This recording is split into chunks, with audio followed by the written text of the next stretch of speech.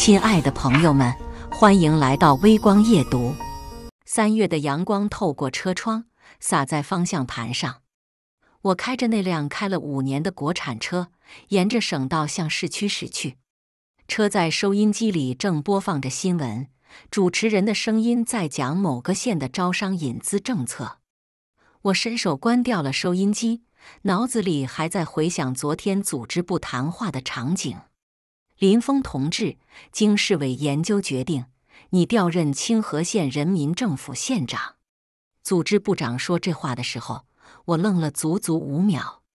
從鄉鎮黨委書記到縣長，這一步跨得有點大。10年基層工作，從最偏遠的山區鄉鎮幹起，一步步走到今天。我以為自己早已習慣了默默耕耘，沒想到組織還記得。車子拐進市區，路兩邊的梧桐樹已經抽出新葉。我記得15年前，也是這樣的春天，我第一次來這座城市上大學。那時候口袋裡只有200塊錢，是父親賣了家裡的老母豬湊出來的。手機響了，是周老師打來的。峰兒，下周6我70大壽，你一定要來啊！老人的聲音還是那麼溫和。老師，我一定到。我的聲音有些哽咽。如果沒有周老師，就沒有今天的我。大一那年，父親查出肝癌，家裡瞬間陷入絕境。是周老師聽說後，每個月從3000塊的工資裡拿出300塊寄給我，一寄就是4年。那時候300塊能幹什麼？能讓我在食堂吃1個月的飯，能讓我買得起考試的參考書，能讓我不用在寒冬裡為了省電費躲在圖書館倒閉館。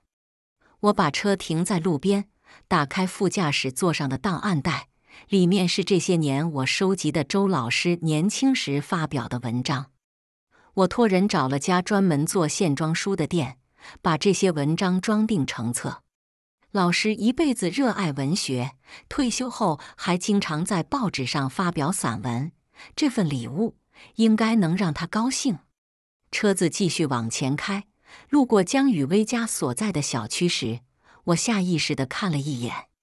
那片臨江的高層住宅區，據說均價4萬1平。他當年離開我時說的話，現在想起來還是那麼清晰。林峰，我媽媽的病需要錢，我等不起。趙文軒說他可以幫我。他哭着說這些話的時候，我們已經交往了3年。我明白他的難處，他母親的肺癌確實需要一大筆錢，而我當時還是個剛畢業的鄉鎮公務員，1個月2000多的工資，連自己都養不活。我沒有怪他，真的沒有。只是後來聽說他和趙文軒結婚的消息時，我一個人在鄉政府的宿舍裡喝了1夜的酒。第2天照常去村裡走訪貧困戶，臉上的笑容沒有任何不同。宴會廳設在市區最好的酒店雲錦大酒店。我提前半小時到了，穿着一身普通的深色夾克和休閒褲。調令的事情還沒有正式公開，我不想太招搖。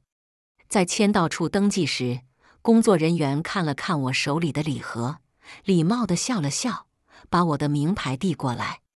林峰是吧？您的座位在8號桌。8號桌在角落，離主桌很遠。我知道這種安排的意思，按照現在的身份和成就排座次，我確實應該坐在那裡。宴會廳裡已經來了不少人，都是周老師以前的學生，有的當了醫生，有的開了公司，有的在政府機關工作。我找了個安靜的角落坐下，打開手機看新聞。林峰，真的是你？抬頭是大學同學王建軍，他現在在市教育局工作，據說是個副主任科員。建軍，好久不見。我站起來和他握手。聽說你一直在鄉鎮，現在在哪個鄉？王建軍拉了把椅子坐下。基層工作。我沒有多說。基層辛苦啊，不像我们在機關朝9晚5的。王建軍點了支煙。对了，你知道江雨薇要來嗎？”我心裡咯噔一下，表面上保持平靜，不知道。她和她老公都來，人家現在可風光了。她老公趙文軒是市住建局計劃科的科長，手上管着好幾個億的項目。江雨薇自己也是市文旅局辦公室主任，正科級。王建軍壓低聲音：“當年他和你的事，我們都知道。不過你也別往心裡去，人往高處走嘛。”我笑了笑，沒接話。宴會廳的門開了，江雨薇挽着趙文軒的手臂走進來。她穿着一身米色的連衣裙，頭髮燙成了大波浪，踩着10厘米的高跟鞋。趙文軒穿着笔挺的西裝，手腕上戴着塊閃閃發光的手錶，一看就價格不菲。他們在簽到處停下來，趙文軒遞過去一個紅包，厚厚的一沓。工作人員接過來，臉上的笑容更燦爛了。趙科長、江主任，您二位請，您的座位在3號桌。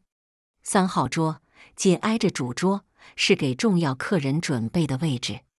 江雨薇轉身時看到了我，她的目光在我身上停留了2秒，然後移開了，臉上露出一個禮節性的微笑。我點了點頭，算是打了招呼。雨薇，那是誰啊？趙文軒注意到了他的目光。大學同學，不重要的人。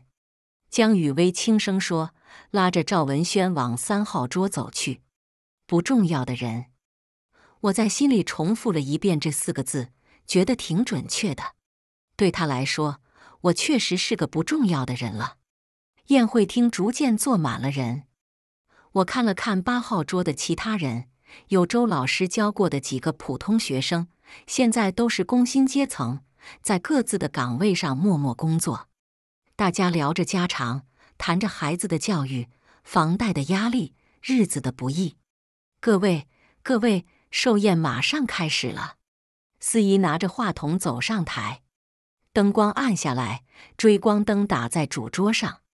周老師在學生們的陪同下走進來，老人滿頭白髮，臉上布滿皺紋，但精神矍鑠，眼睛裡依然閃着年輕時的光芒。全場起立鼓掌。我站在角落裡，用力鼓着掌，眼眶有些發熱。老師真的老了，10年前我畢業時去看他，他的頭髮還是花白的，現在已經全白了。壽宴正式開始，服務員開始上菜。周老師致辭，感謝學生們來參加他的壽宴。老人的聲音有些顫抖，他說自己這輩子最驕傲的事，就是教出了這麼多好學生。他一個個點名，說着他們現在的成就。趙文軒是住建局計劃科科長，年輕有為。江雨薇是文旅局辦公室主任，巾幗不讓須眉。王建軍是教育局副主任科員，為教育事業添磚加瓦。說到我的時候，老師停頓了一下。林峰，我最欣慰的學生之一，當年家境困難，但從不氣餒，現在在基層工作，扎根一線。我相信，是金子在哪裡都會發光。全場響起掌聲，但我聽得出來，這掌聲比給其他人的要稀疏一些。在場的人都明白，基層工作是個什麼概念，說白了就是在鄉鎮熬日子，前途有限。趙文軒端着酒杯站起來，大聲說：“周老師說得對，是金子在哪裡都會發光。不過我覺得，有些金子需要放在對的位置才能發光。”這話說得意有所指，幾個人笑出了聲。宴會進入自由敬酒環節，趙文軒帶着江雨薇開始逐桌敬酒，每到一桌都要說一番客套話。輪到我們8號桌時，他走得特別慢，一副施捨般的姿態。各位老同學，我敬大家一杯。趙文軒舉起酒杯，目光掃過我們每個人，大家紛紛舉杯。我也拿起了面前的茶杯。喲，林峰不喝酒啊？趙文軒注意到了我的茶杯。開車來的不能喝。我平靜地說。開車？開什麼車？趙文軒來了興趣。國產車。哈哈，國產車好，經濟實惠。趙文軒笑得很誇張，不像我，非要買進口的，一年光保養就得2萬多，心疼啊。江雨薇碰了碰他的胳膊，示意他別說了。但趙文軒顯然喝高了，話匣子打開就收不住。林峰啊，說真的，你和雨薇的事我都知道。他摟着江雨薇的腰，不過你也別怪他，女人嘛，都想找個有出息的。你看看现在，雨薇跟着我，住的是150平的江景房，開的是進口車，每年還能出國旅遊2次。這要是跟了你，在鄉鎮那破地方，現在估計還住着單位分的老房子吧？全桌人的臉色都變了。王建軍想打圓場：文軒，你喝多了，少說2句。我沒喝多，我說的都是實話。趙文軒擺擺手：林峰，你也別不服氣，咱們都是同齡人。我35歲就當上了正科，你呢？在鄉鎮幹了多少年了？10年，還是副科級吧。我握着茶杯，指節微微發白。江雨薇這時候也開口了，聲音裡帶着虛假的關心：林峰，你現在1個月多少錢啊？4000、5000。要不要我幫你在市裡打聽打聽，哪個單位缺人，至少比在鄉鎮強？不用了。我的聲音很輕。哎呀，你這孩子，我是真心想幫你。江雨薇嘆了口氣，轉頭對趙文軒說：你看看，當年我就說他性格太倔，不懂變通，在鄉鎮幹一輩子，能有什麼出息？趙文軒點點頭，就是要是有關係有門路，誰願意去鄉鎮受那份罪？林峰啊，不是我說你，你也該想想辦法，托關係，調到市裡來。鄉鎮那種地方，一輩子也就是個股級幹部到頭了，一輩子也就是個股級幹部。這句話在宴會廳裡回盪，周圍的人都聽到了。有人低頭喝酒，有人假裝看手機，就是沒人出聲幫我說話。在這個講究身份地位的場合，一個鄉鎮幹部確實沒什麼話語權。我深吸一口氣，抬起頭看着趙文軒。我想告訴他，就在昨天，組織部長親自找我談話，宣布了我調任縣長的決定。我想告訴他，我手裡管着一個縣，80萬人口，30億的財政預算。我想告訴他，他這個正科級的計劃科科長，在我這個縣處級的縣長面前差了整整2級。但我什麼都沒說，因為周老師正看着這邊，老人的眼神裡帶着擔憂。我不想在老師的壽宴上鬧出不愉快，不想讓老人傷心。趙科長說得對。我舉起茶杯，我敬你一杯，祝你和雨薇越來越好。趙文軒得意地笑了，一飲而盡。江雨薇看着我，眼神很複雜。她張了張嘴，似乎想說什麼，最終什麼都沒說，轉身和趙文軒走向下一桌。王建軍拍了拍我的肩膀：兄弟，別往心裡去。我笑了笑，說不往心裡去，但心裡確實堵得慌，不是因為他們的羞辱，而是因為我發現，有些人真的會因為一點小小的優越感，就肆無忌憚地踐踏別人的尊嚴。宴會進行到一半，門口傳來一陣騷動，市委組織部副部長秦建國來了。全場的人都站了起來，連主桌上的人也起身相迎。秦建國50多歲，是周老師最得意的學生之一，也是這次壽宴分量最重的客人。周老師，學生來晚了，請您見諒。秦建國走到主桌前，恭恭敬敬地給老師鞠了一躬。建國啊，你來就好，來就好。周老師拉着他的手，滿臉欣慰。秦建國在主桌坐下，喝了口茶，目光掃視全場。他是幹組織工作的，對幹部的情況都很熟悉。他的目光在3號桌停留了一下，趙文軒和江雨薇趕緊站起來打招呼：“秦部長好，你們也來了，很好。”秦建國點點頭，然後他的目光繼續掃，落在了8號桌上，落在了我身上。他愣了一下，眉頭微微一皺，我心裡咯噔一下，不知道哪裡出了問題。秦建國站起來，端着酒杯走向8號桌，全場的人都懵了，不明白組織部副部長為什麼要到最角落的桌子去敬酒。趙文軒小聲對江雨薇說：“8號桌有什麼大人物嗎？”“不知道啊，都是些普通職員。”江雨薇也一臉疑惑。秦建國走到我面前，伸出手：“林峰同志，恭喜你榮任清河縣人民政府縣長。組織部昨天才正式宣布調令，今天你能抽空來參加周老師的壽宴，說明你沒有忘本。”全場寂靜，所有的聲音都消失了，連服務員端盤子的聲音都停了。幾十雙眼睛齊刷刷地看向我，眼神裡寫滿了震驚、不可思議、羨慕、嫉妒，各種情緒交織在一起。我站起來，和秦建國握手：“秦部長，我是來給恩師賀壽的，職務的事就不提了，該提的還是要提。”秦建國拍了拍我的肩膀：“38歲的縣長，在全省都不多見，組織上對你寄予厚望，希望你在清河縣幹出成績來。”38歲，縣長，這2個詞在宴會廳裡炸開了。縣長，那是縣處級幹部，是一個縣的第2把手，管着幾十萬人口、幾十億的 GDP， 手握實權。趙文軒手裡的酒杯掉在了地上，摔得粉碎。江雨薇的臉刷一下白了，身體微微晃了晃，差點站不穩。王建軍張大了嘴，半天合不攏。其他桌的人紛紛起身，態度瞬間180度大轉彎。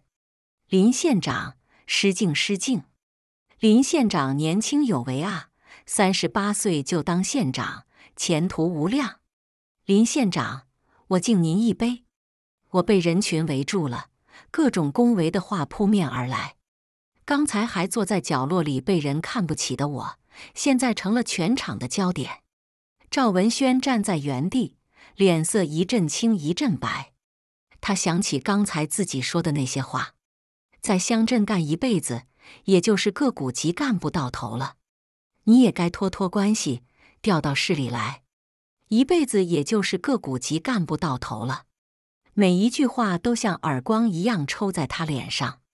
他現在才意識到，自己這個正科級的計劃科科長，在縣處級的縣長面前差了整整2級。縣長手下隨便一個局長都比他級別高。更要命的是，趙文軒突然想起，清河縣正在爭取市裡的一個文旅綜合體項目，投資3個億。這個項目的前期規劃評審，正好是他們計劃科負責的。而項目能不能落地，很大程度上要看縣裡的配合態度，要看縣長的態度。他感覺腿有點軟。短暫的震驚之後，趙文軒強迫自己冷靜下來。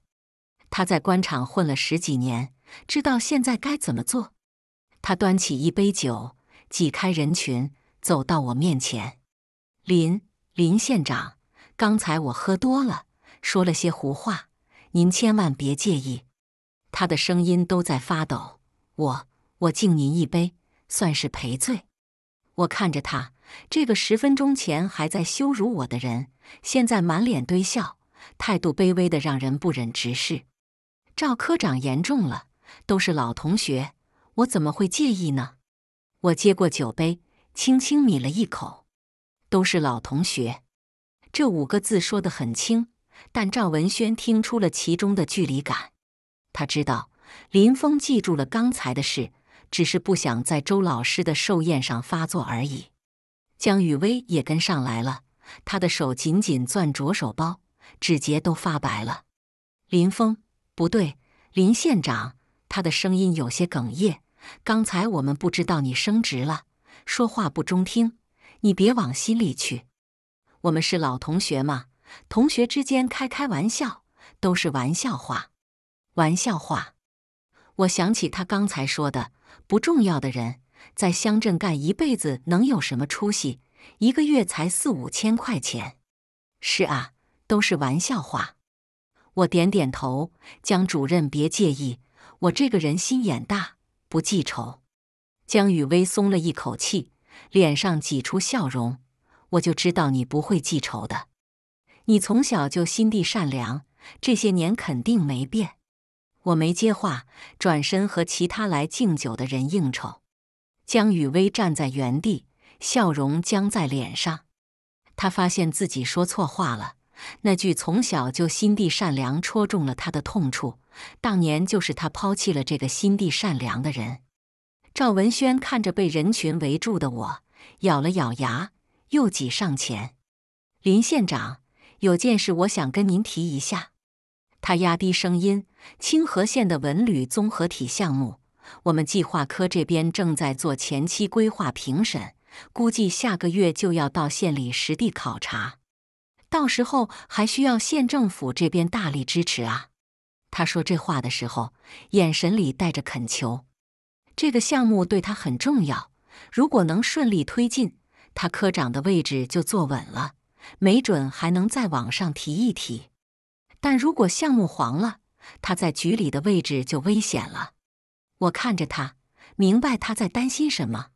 項目的事，按程序來就好。我淡淡地說，清河縣歡迎一切符合政策、符合規劃、符合程序的投資項目。這句話說得滴水不漏，既沒有答應給他開綠燈，也沒有說要卡他。但趙文軒聽出了其中的意思，一切按程序來，意味着不會給任何特殊照顧。而在現實操作中，一個項目如果得不到縣領導的特別重視，往往就會被拖延、被擱置。趙文軒的臉更白了，他想再說點什麼，但我已經被周老師叫過去了。風兒，到老師這邊來。周老師招手。我走到主桌，給老師敬了一杯茶。老師，祝您福如東海，壽比南山。周老師接過茶杯，眼眶有些紅。好孩子，你終於熬出頭了。老人拉着我的手，當年老師資助你上大學，從來沒想過你要報答什麼。但今天看到你有出息了，老師真的很高興。老師，沒有您，就沒有今天的我。我跪下來，給老師磕了3個頭。全場鴉雀無聲，在座的都是讀書人，都明白這3個頭的分量。施恩如山，林峰這3個頭磕得理所應當。周老師扶起我，拍了拍我的肩膀：“起來吧，男兒膝下有黃金，這3個頭老師受了。”他頓了頓，聲音變得嚴肅：“風兒，老師知道你今天受委屈了。”我搖頭：“沒事。”聽我說完。周老師說：“做人做事，不要被以前的事情困擾，該放下的要放下，但也不必刻意去證明什麼。你記住，當初你選擇去基層，是為了老百姓做實事，而不是為了跟誰比高低。學生明白。你現在是縣長了，手上有了權力。”周老師說：“權力是把雙刃劍，用好了能造福一方，用不好就會害人害己。老師希望你始終記得自己是從哪裡來的，是誰幫助你走到今天的。學生不敢忘。”我的眼圈紅了。周老師笑了，給我夾了塊菜：“吃吧，別光顧着應酬，也得吃點東西。”我坐在老師身邊，慢慢吃着菜。周圍的人還在討論着我升職的事，但我的心情已經平靜下來了。老師說的對，不要被以前的事情困擾，不要為了證明什麼而活着。我只是碰巧做了該做的事，碰巧被組織認可了而已。宴會結束後，我沒有馬上離開，而是留下來幫忙收拾。趙文軒和江雨薇也沒走，他們站在宴會廳門口，似乎在等我。我收拾完東西，向周老師告別，走出宴會廳。林峰，你等等！江雨薇追上來，我停下腳步，轉身看着他。他張了張嘴，不知道該說什麼。10年了，我們從沒有好好談過分手的事。他匆匆忙忙地選擇了趙文軒，我默默地接受了這個結果，然後各自走上不同的人生道路。當年的事，他的聲音很輕，其實我也有我的難處。我媽媽那時候病重，需要錢，需要很多錢。你知道的，我家就我一個女兒，我爸爸又下崗了，如果我不想辦法，我媽就真的沒救了。我知道，我說，所以我從來沒有怪過你。真的。他抬起頭，眼睛裡閃着淚光。真的。我點點頭，每個人都有選擇的權利。你選擇趙文軒，是因為他能幫你解決問題，這沒什麼錯。江雨薇哭了，眼淚大顆大顆地掉下來。對不起，對不起，她不停地重複這3個字。我沉默了一會兒，說：雨薇，有些事過去就過去了。你現在過得好，我也挺好的，這就夠了。你不怪我，我怪你什麼？我苦笑，怪你選擇了一個能給你媽媽治病的人，怪你想活下去。這些都是人之常情，沒什麼可怪的。江雨薇哭得更厲害了，她用手背抹着眼淚，妝都花了。可是今天我們那樣羞辱你，那是趙文軒做的事，不是你。我打斷他，而且從某種程度上說，他說的也沒錯。如果不是組織上的決定，我可能確實會在基層幹一輩子。不會的，以你的能力，肯定會被重用的。誰知道呢？我笑了笑，好了，你回去吧。天快黑了，路上注意安全。我轉身要走，江雨薇突然拉住我的袖子。林峰，那個項目你會幫文軒嗎？我愣了一下，明白他問的是什麼。項目的事，按規矩辦。我說，如果項目本身沒問題，手續齊全，符合規劃，清河縣肯定歡迎。但如果想走捷徑，想靠關係，那就免了。我明白了。江雨薇鬆開手，謝謝你還願意給他機會。這不是給誰機會的問題。我認真地說，我是縣長，我要對清河縣的百姓負責。任何項目來，我首先考慮的是能不能給當地帶來就業，能不能帶動經濟發展，能不能符合環保要求。至於投資方是誰，我不在乎。江雨薇點點頭，退後一步。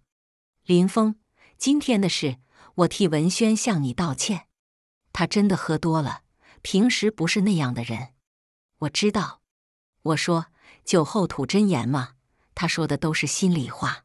不過你轉告他一句，以後說話注意點。官場不比其他地方，有些話說出去會有影響的。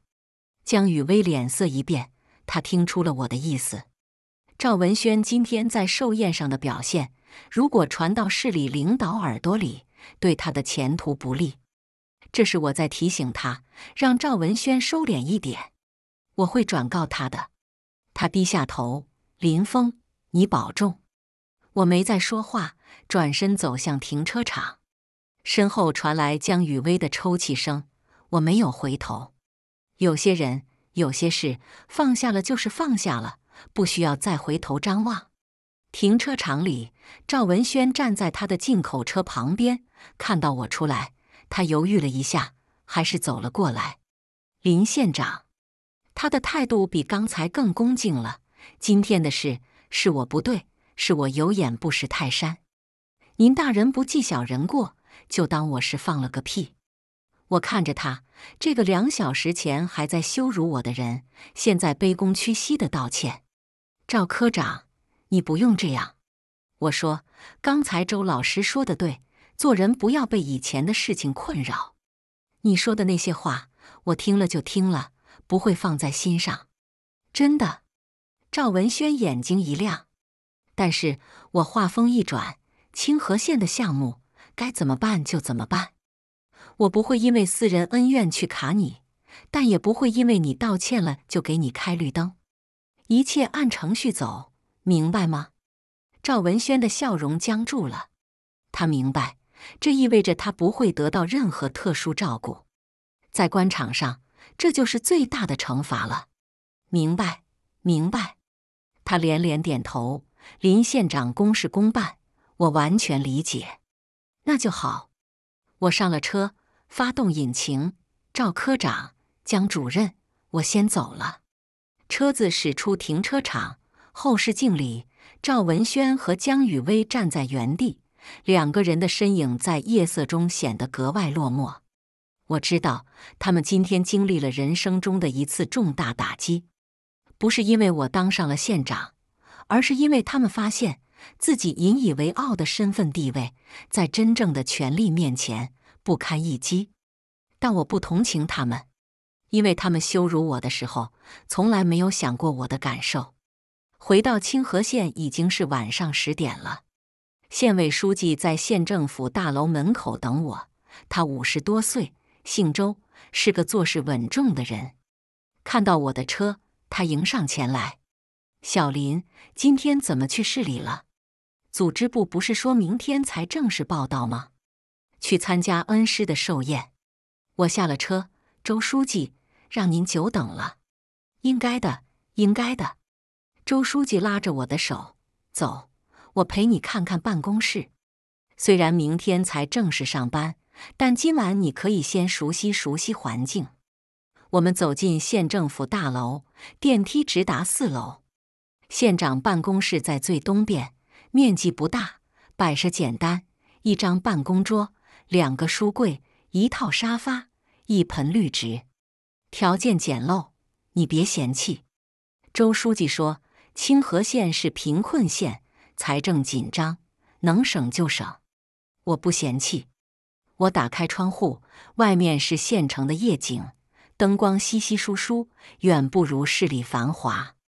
周書記遞給我一份文件，這是縣裡目前最緊迫的幾個問題。他說，第一，王家村的道路改造項目資金已經到位，但施工隊遲遲不進場，村民意見很大。第二，縣醫院的醫療設備更新，衛健局已經申報了2年，一直批不下來。第三，開發區的招商引資，今年的任務還差3個億，時間不多了。我接過文件，一頁頁翻看。周書記，明天我下去調研，先從王家村開始。我說，道路是民生工程，不能拖。好，我陪你去。不用了。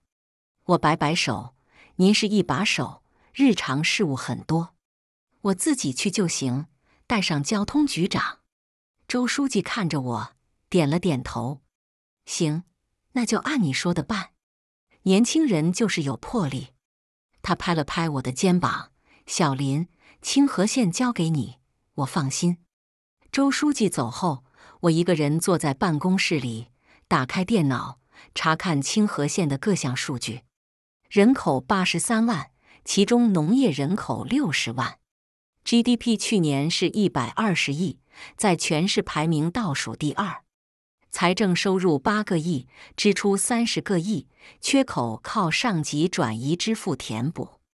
貧困發生率12%，還有2萬多人沒有脫貧。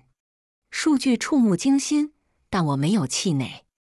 這就是基層的真實情況，這就是我要面對的挑戰。10年前，我從基層鄉鎮幹起，見過比這更困難的局面。那時候，我一個人騎着摩托車，走遍了鄉裡的每一個村，進過最破的土坯房，見過最窮的貧困戶。現在我是縣長了，手裡有了更大的權力，能做的事情也更多了。手機響了，是母親打來的。鳳兒，聽說你升官了。母親的聲音裡帶着喜悅。調到清河縣當縣長了。縣長啊！母親激動的聲音都變了。你爸要是還活着，得多高興啊！風兒，你要好好幹，別辜負了組織的信任。我知道，媽。